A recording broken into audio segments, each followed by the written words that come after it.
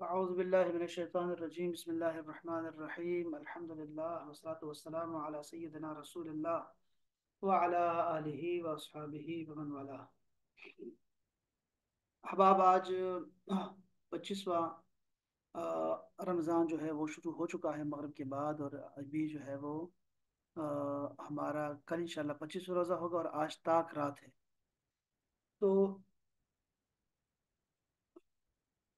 تاک رات بھی ہے، اور تاک رات کے ساتھ جو ہے وہ یہ جمعے کی رات بھی ہے. تو دو مبارک راتیں جو ہیں وہ ایک ساتھ آ گئی ہیں.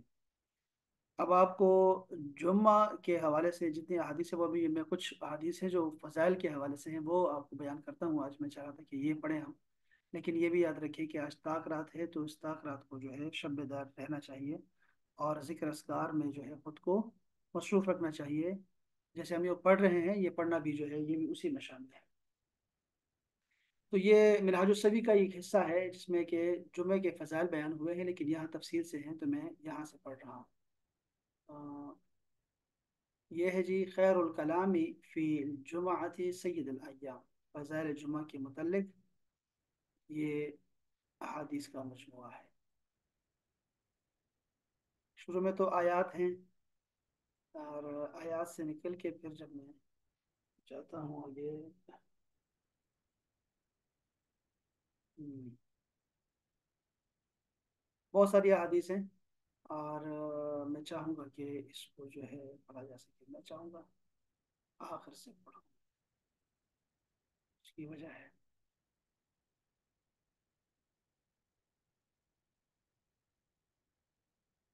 حدیث سے.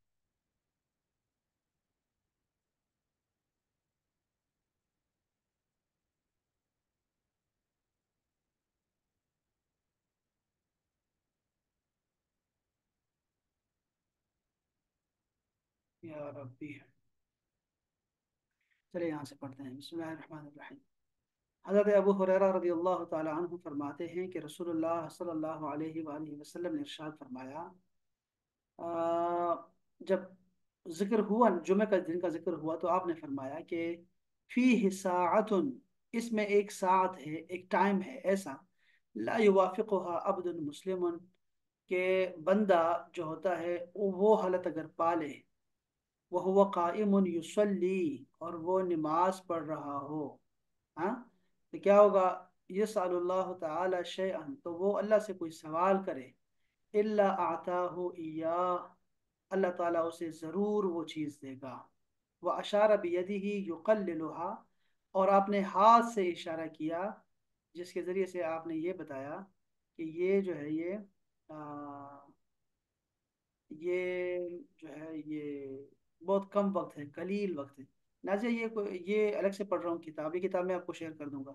یہ ہے جمعہ کے فضائل ہیں، جمعہ کے فضائل کے حوالے سے ہیں. یہاں میں جو سبھی میں بھی ہے، لیکن آج جمعے کی رات آ گئی درمیان میں تو میں نے یہاں سے پڑھنا چاہا. یہاں سے بھی آپ پڑھ سکتے ہیں، یہی احادیث یہاں بھی ہیں، لیکن یہاں جو ابھی جہاں سے میں پڑھ رہا ہوں یہ کتاب ہے چھوٹی سی، اس میں تفصیل سے ہے. 41 احادیث ہیں جمعے کے متعلق، اور کچھ اور وضاحتیں بھی ہیں. تو اچھا، یہاں سے میں اسی حدیث کی نا آگے تفصیل بیان ہو رہی ہے. حضرت ابو موسیٰ اشعری کے صاحبزادے ہیں ابو بردہ، وہ کہتے ہیں کہ مجھ سے عبداللہ ابن عمر رضی اللہ تعالیٰ عنہ نے پوچھا، کیا تم نے اپنے والد گرامی سے جمعے کے روز کی قبولیت دعا کے بارے میں، وہ جو ساعت ہے اس کے بارے میں، کیا رسول اللہ صلی اللہ علیہ وسلم کی کوئی حدیث سنی ہے آپ کے والد سے؟ فرماتے ہیں میں نے عرض کیا، جی ہاں، میں نے اپنے والد گرامی سے سنا. وہ کہتے ہیں کہ انہوں نے رسول اللہ صلی اللہ علیہ وسلم کو یہ فرماتے ہوئے سنا کہ وہ جو ساعت ہے جس میں ہر دعا قبول ہوتی ہے، اگر وہ حرام کی دعا نہ ہو تو، یہ شرط ہے، حرام چیز نہ ہو تو اللہ تعالیٰ قبول کرے گا. وہ ساتھ امام کے خطبہ کے لیے بیٹھنے سے نماز پڑھے جانے تک وہ وقت ہوتا ہے، یعنی خاص یہ جمعے کے نماز کا وقت ہے. حضرت ابو ہریرہ یہ بھی روایت کرتے ہیں کہ خیر امت، خیر یومن، سب سے بہترین جو دن ہے جس میں سورج طلوع ہوتا ہے انسان پر، وہ جمعے کا دن ہے، کیونکہ اسی دن حضرت آدم پیدا کیے گئے. آدم پیدا کیے گئے اسی دن، حضرت آدم جنت میں داخل کیے گئے اسی دن، وہ جنت سے زمین پر اتارے گئے. یہ حدیث پاک مشہور حدیث پاک ہے. اب یہاں سے اسی کی تفصیل آگے جا رہی ہے. حضرت ابو ہریرہ ہی روایت کرتے ہیں کہ رسول اللہ صلی اللہ علیہ وسلم نے ارشاد فرمایا کہ یوم موعود قیامت کا دن ہے، یوم مشہود عرفہ کا دن ہے، اور شاہد جمعے کا دن ہے. سورج اس سے اچھے دن پر طلوع اور غروب نہیں ہوا. اس میں ایک ایسی ساتھ ہے، ایک ایسا وقت ہے جس میں مومن آدمی اللہ تعالیٰ سے جس خیر کی بھی دعا کرتا ہے، اللہ تعالیٰ اس کی دعا قبول فرماتا ہے، اور وہ جس چیز سے بھی پناہ مانگتا ہے اللہ تعالیٰ اسے دے دیتا ہے. شیطان سے پناہ، جنات سے پناہ، آسیب سے پناہ، دشمن سے پناہ، کسی بھی چیز سے پناہ مانگے گا تو اللہ تعالیٰ اسے دے گا. یہ جمعے کا جو ایک ساتھ ہے اور وہ ساتھ جمعے کا دن میں سے شروع ہوتا ہے نا، مغرب سے، ابھی جمعرات کے مغرب سے شروع ہو کے اگلے مغرب تک ہوتا ہے، غروب آفتاب تک ہوتا ہے. لیکن یہ ابھی جیسے ہم نے اوپر حدیث پڑھی کہ یہ جمعے کے نماز کا وقت ہے جس میں دعا قبول ہوتی ہے. ایک حدیث پاک تو یہ آئی ہوئی ہے. اسی طرح حضرت ابو لبابہ فرماتے ہیں کہ رسول اللہ صلی اللہ علیہ وسلم نے ارشاد فرمایا جمعے کا دن تمام دنوں کا سردار ہے. ایک تو یہ بات، اور اللہ تعالیٰ کے ہاں سب دنوں سے زیادہ عظمت والا ہے، یعنی اللہ کو بہت پسند ہے یہ دن. یہ دوسری بات ہو گئی. یہ اللہ تعالیٰ کے ہاں عید قربان یعنی بڑی عید اور عید الفطر یعنی چھوٹی عید کے دن سے بھی زیادہ عظیم ہے جمعے کا دن جو ہر ہفتے آتا ہے. اچھا، اس کی 5 خوبیاں ہیں. کیوں قریب ہے وہ دیکھو، اسی لیے کہ اسی دن اللہ تعالیٰ نے آدم علیہ السلام کو پیدا کیا، اسی دن آدم کو زمین پر اتارا، اور اسی دن آدم کو وفات دی. اب یہ آدم کو وفات دی اور پیدا کیا تو کون سا دن ہماری عید کا دن بنتا ہے؟ یہ اصل میں جو انبیاء کرام ہوتے ہیں ان کے وفات کا دن بھی اسی طرح مبارک ہوتا ہے جس طرح ان کی پیدائش کا دن جو ہے نا وہ مبارک ہوتا ہے. اور یہ قرآن مجید میں حضرت یحییٰ علیہ السلام کی زبانی اللہ تعالیٰ نے قرآن مجید میں ارشاد فرمایا، اور اسی طرح حضرت عیسیٰ علیہ السلام کی زبان بھی یہی فرمایا. تو یہ جس دن پیدا ہوتے ہیں اسی دن وہ بھی دن عید کا دن ہوتا ہے، اور جب یہ دنیا سے جاتے ہیں تو یہ وہ بھی خیر. رسول اللہ صلی اللہ علیہ وسلم نے ارشاد فرمایا کہ میرا دنیا میں رہنا بھی تمہارے لیے بہتر ہے اور میرا جانا بھی تمہارے لیے بہتر ہے، میں تمہارے لیے دعا کرتا ہوں. وہ طویل حدیث پاک. تو اللہ پاک نے جمعے کا دن ان کے لیے منتخب فرمایا تھا. اچھا، اس میں ایک ایسی ساتھ ہے، ایک ایسا وقت ہے جس میں بندہ اللہ تعالیٰ سے کوئی بھی چیز مانگے تو اللہ تعالیٰ اسے ضرور عطا کرتا ہے، بشرط کہ وہ حرام کا سوال نہ ہو. اور اسی روز قیامت بپا ہوگی. اسی روز، یہ جمعہ کا دن ہے، قیامت بپا ہوگی. اب قیامت بپا ہوگی تو اگلا جمعہ اس سے متعلق ہے. کیوں؟ ہر مقرب فرشتہ، آسمان، زمین، ہوا، پہاڑ، سمندر جمعے کے دن سے خوف محسوس کرتے ہیں، ڈرتے ہیں. وہ یہ مبارک دن تو ہے لیکن اسی دن قیامت آنی ہے، اس وجہ سے جو ہے وہ ڈرتے ہیں. یہ بھی ذہن میں رکھیے گا. حضرت اوس فرماتے ہیں کہ یہ حدیث پاک سننے والی ہے احباب، کہ بے شک تمہارے دنوں میں سب سے جو اعلیٰ دن ہے وہ جمعے کا دن ہے. اس دن حضرت آدم پیدا ہوئے اور اس دن ان کی وفات ہوئی. اسی دن سور پھونکا جائے گا اور اسی دن جو ہے وہ سخت آواز ظاہر ہوگی. سو اس دن مجھ پر کثرت سے درود بھیجا کرو، کیونکہ تمہارا درود مجھے پیش کیا جاتا ہے، یعنی پہنچایا جاتا ہے. صحابہ کرام نے عرض کیا یا رسول اللہ، ہمارا درود آپ کو کیسے پیش کیا جاتا ہے جبکہ آپ کا جسد مبارک خاک میں مل چکا ہوگا؟ یعنی اس وقت، یعنی ابھی تو آپ حیات ہیں، جب آپ نہیں ہوں گے، جب آپ کے وصال ہو جائے گا، تب وصال کے بعد جب آپ خاک میں مل چکے ہوں گے اس وقت ہمارا درود کیسے آپ پر پہنچایا جائے گا؟ تو آپ نے فرمایا بے شک اللہ تعالی نے زمین پر انبیاء کرام کے جسموں کو کھانا حرام کر دیا ہے، یعنی وہ صحیح سلامت وہ اپنے قبروں میں ہوتے ہیں.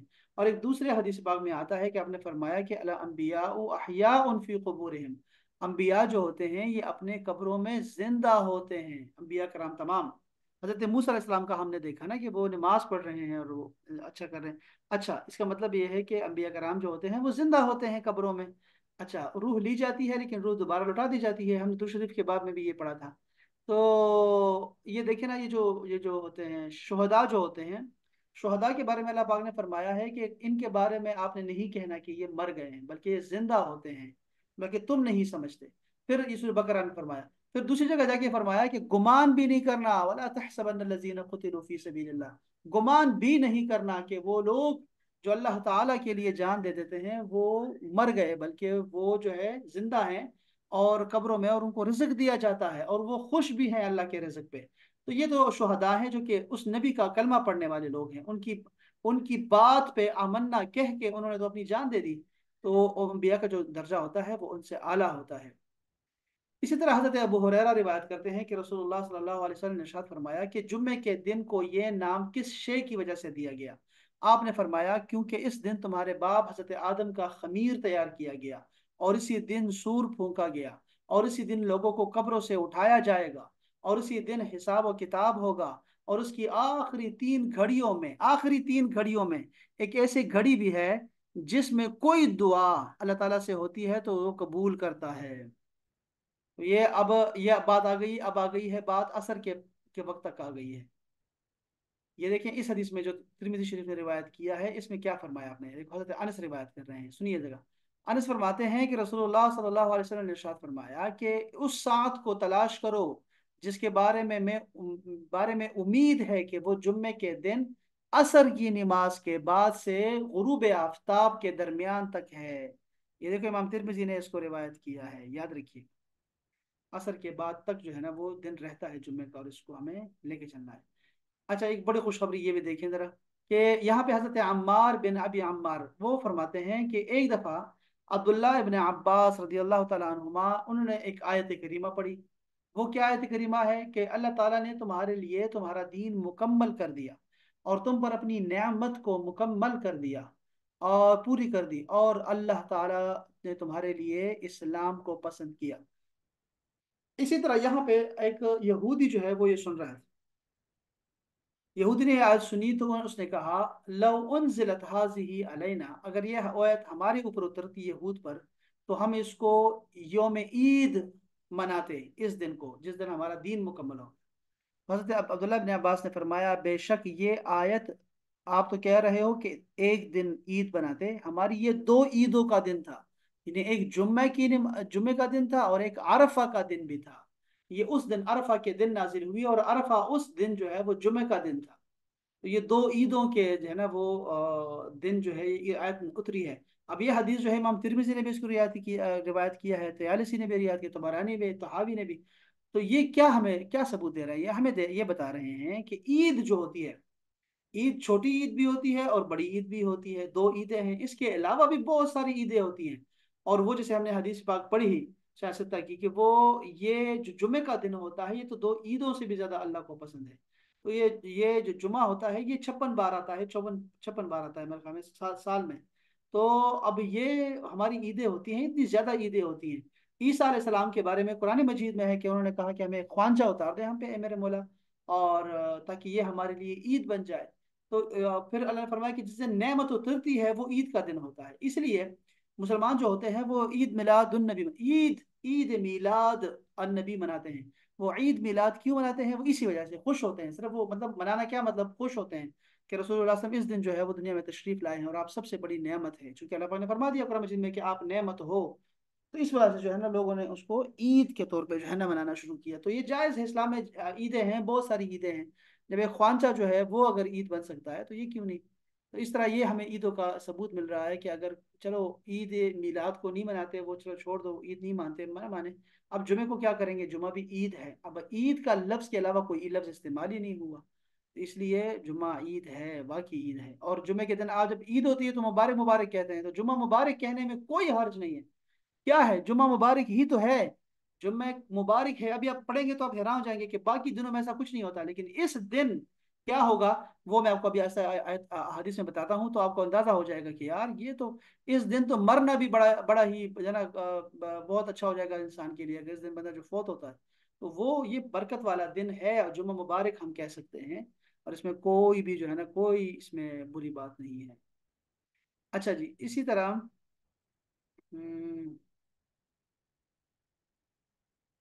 جمعے کا دن جو ہے وہ بہت ضروری ہے۔ جمعے کا دن کے بارے میں فرمایا جو شخص اللہ تعالیٰ پر اور آخرت کے دن پر ایمان رکھتا ہے تو اس دن جمعے کے دن نماز سے جمعہ فرض ہے، سوائے بیمار، مسافر اور عورت پر، ٹھیک ہے جی، اور بچے اور مملوک غلام پر۔ جو کھیل یا تجارت میں مشغول رہنے کی وجہ سے نماز جمعہ سے بے نیاز رہے گا تو اللہ تعالیٰ اس کو اس کی اللہ تعالیٰ کو بھی ضرورت نہیں ہے اس کی، کیونکہ وہ کھیل میں مصروف ہے، گیمز کر رہا ہے، تجارت میں لگا ہوا ہے۔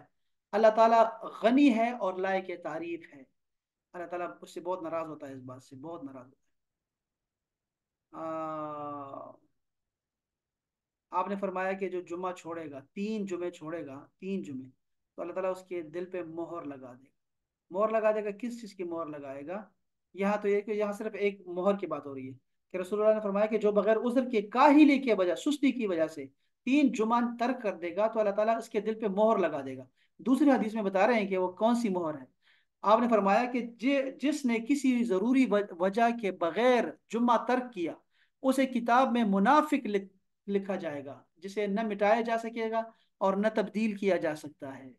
اور کسی حدیث میں مسلسل 3 بار جمعہ ترک کرنے کے بارے میں یہ فرمایا ہے۔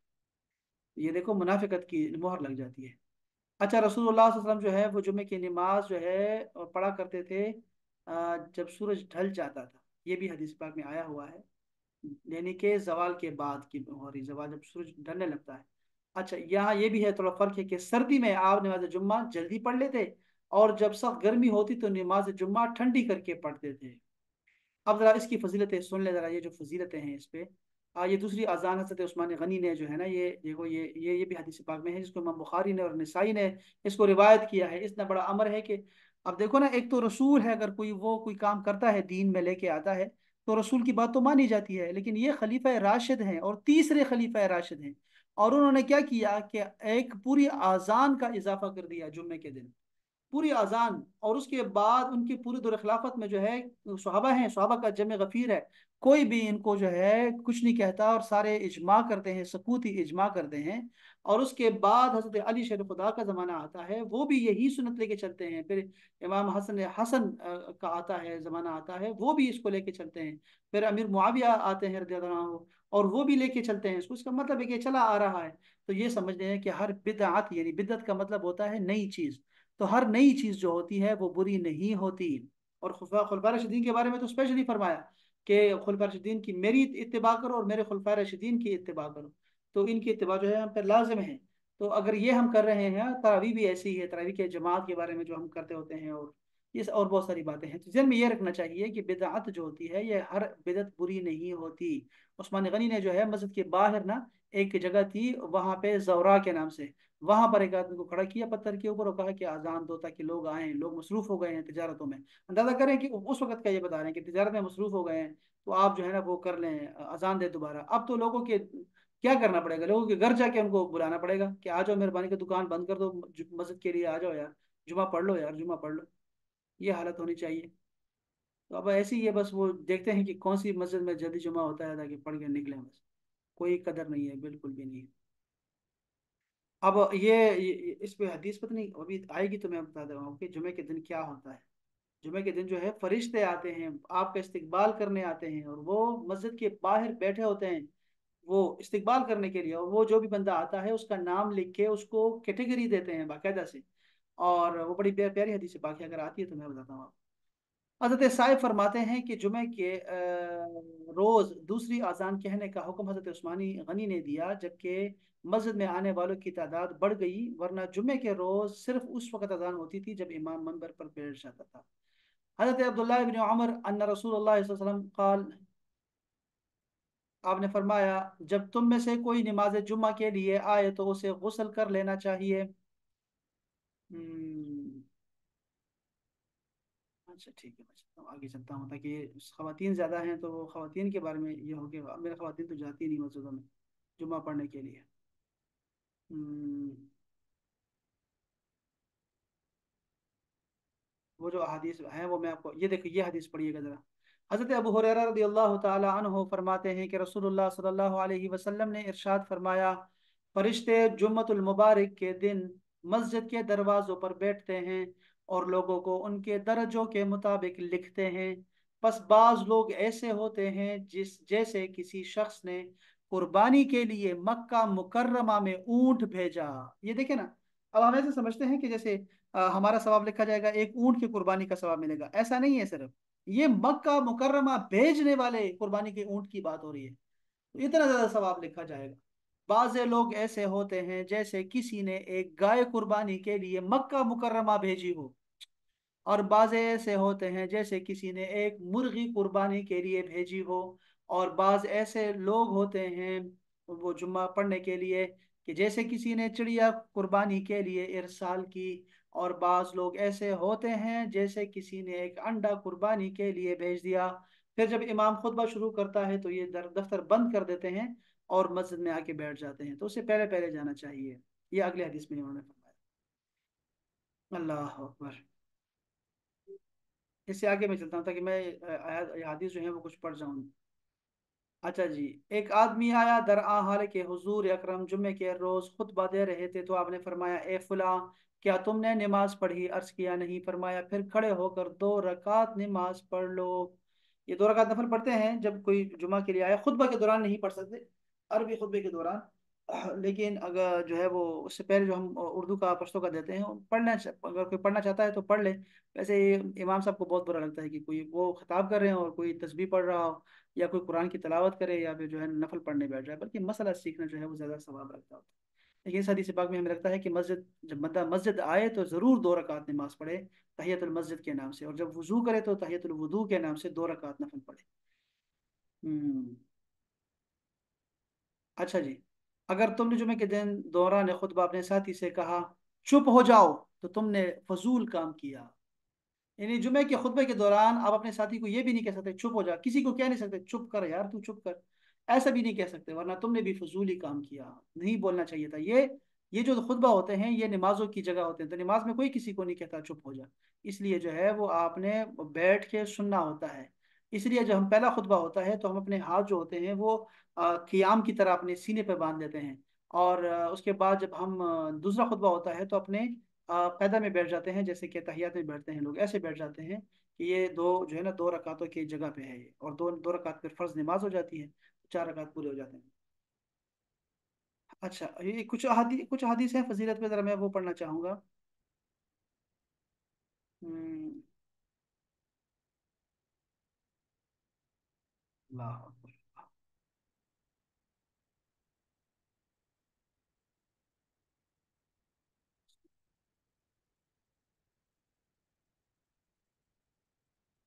देखो ना, ये हदीस पाक है, सुनिएगा।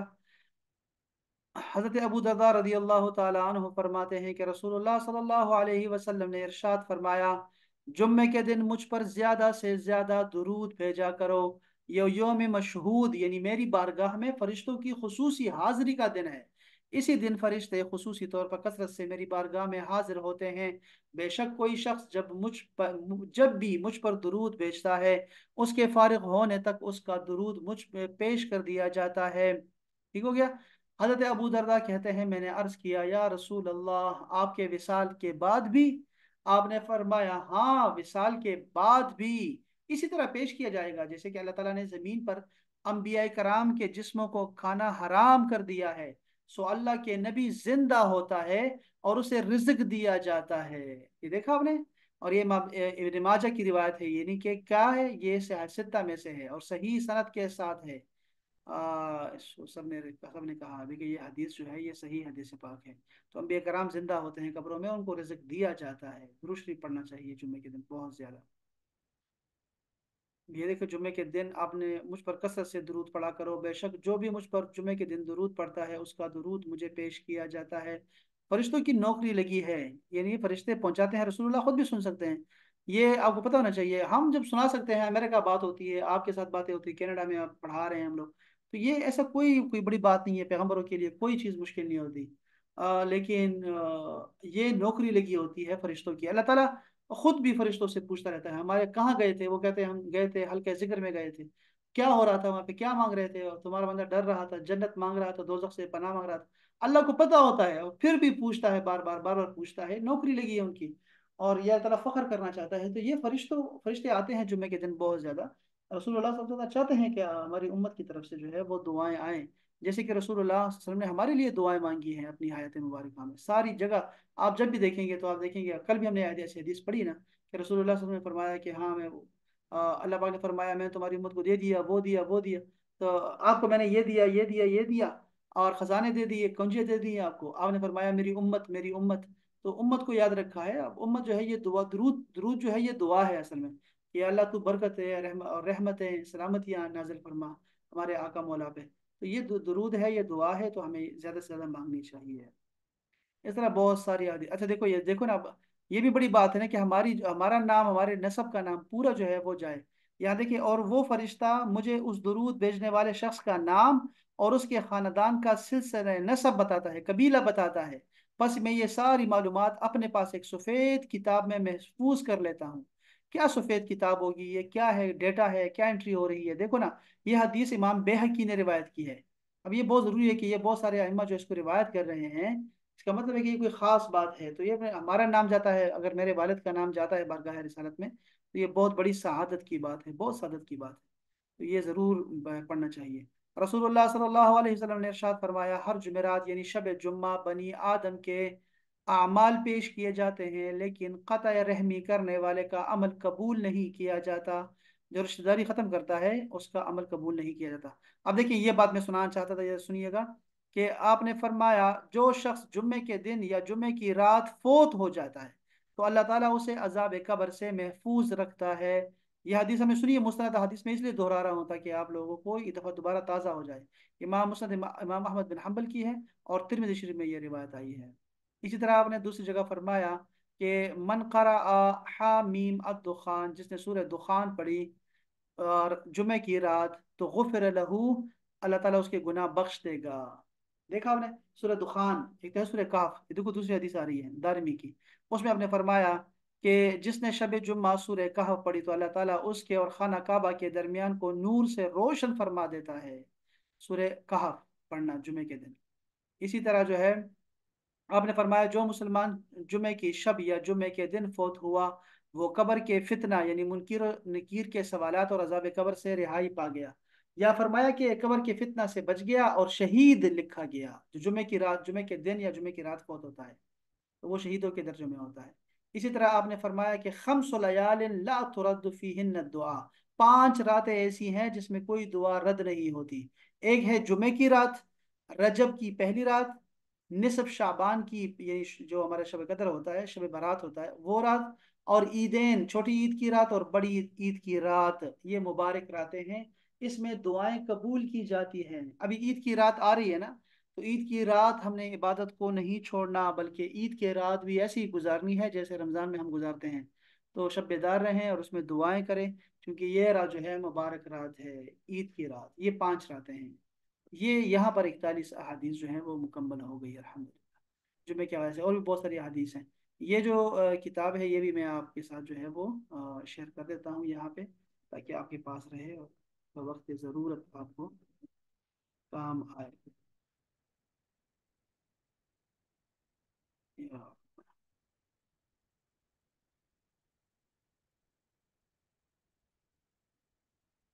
अश्ताक रात है तो दुआ में याद भी रखिएगा। और